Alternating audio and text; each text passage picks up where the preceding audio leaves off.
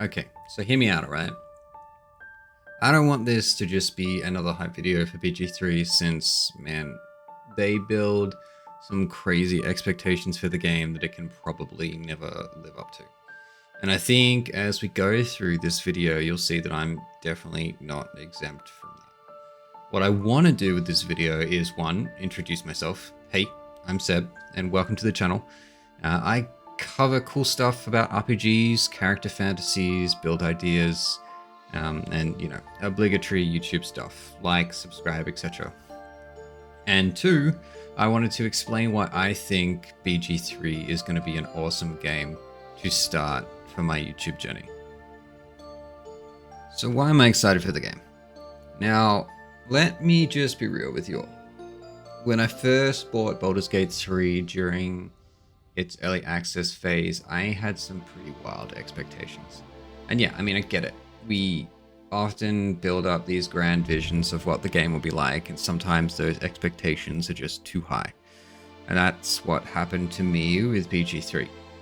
Early access didn't quite hit the mark for me.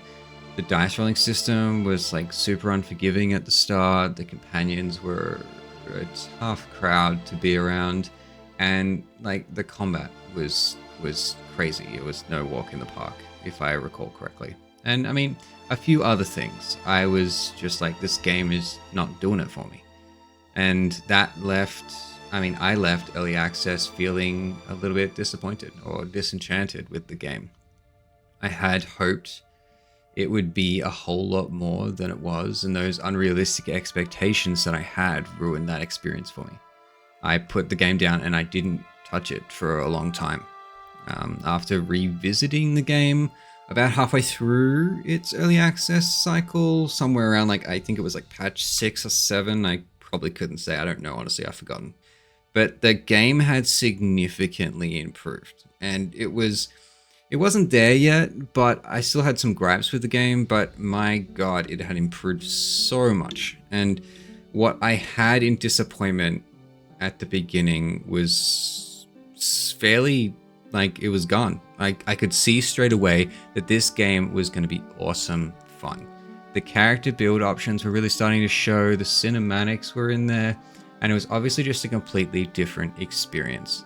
I could see the potential again, and it was at that point that my only real concern about the game was, how big will the rest of the game be, like, that we haven't seen yet?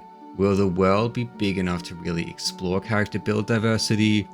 And can I experience this section of Faerun to the fullest? So fast forward to today, with the release coming in, I think, just under 2 weeks from time of recording, and it looks pretty incredible. The recent panel from Hell really helped to like alleviate some of my concerns, that we got to see like the size of the game beyond Act 1. I think with Act 1 being like a quarter of the total game length, they said. And we're looking at like, I don't know, 100+ hours of gameplay here. We got to see the monk class, the new subclasses and races, and I think that brings me to the thing that I love the most about what I've seen so far with the game. And it's what I enjoy the most about RPGs in general, which is the characters. The fantasies that you can create, the stories that you can build through these characters. And it's a key part of the experience, and it's something that D&D, and by extension Baldur's Gate 3, does so well. Right?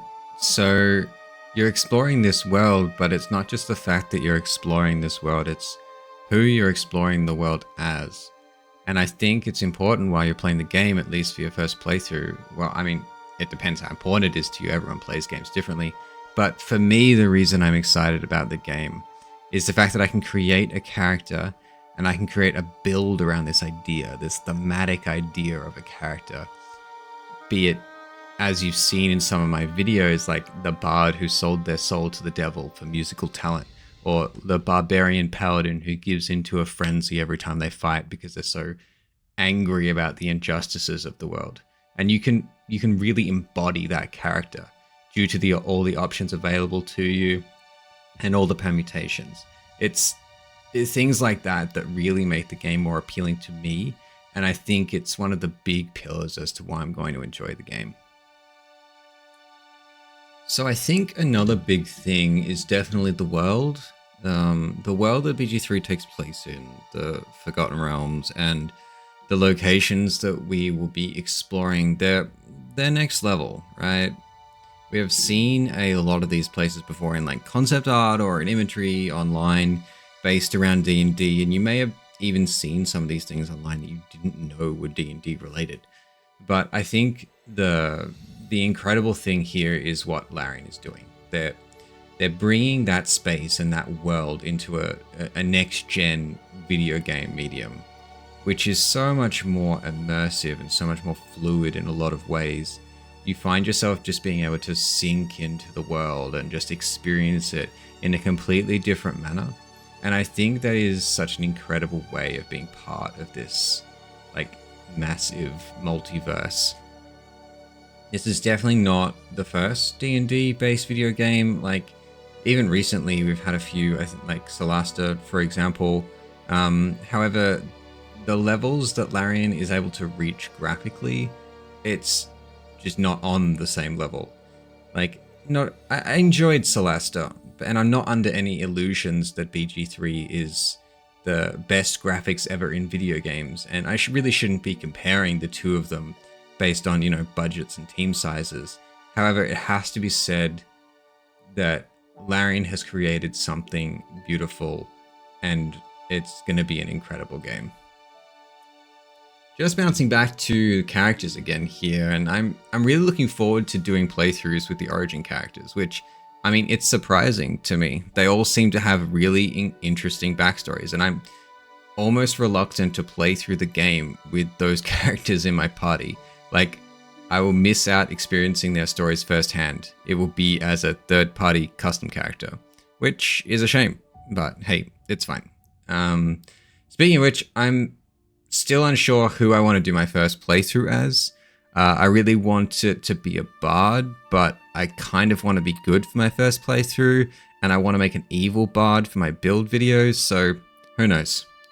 But hey, this is all just my take and things I'm looking forward to. What are your thoughts? What are you looking forward to the most about BG3? Leave them in the comments down below. Thanks for hanging out with me today, and until next time, keep dreaming up those awesome builds, and look out for some on the channel in the weeks after the game goes live and we get all these missing pieces. But thanks so much, guys, and I'll catch you next time.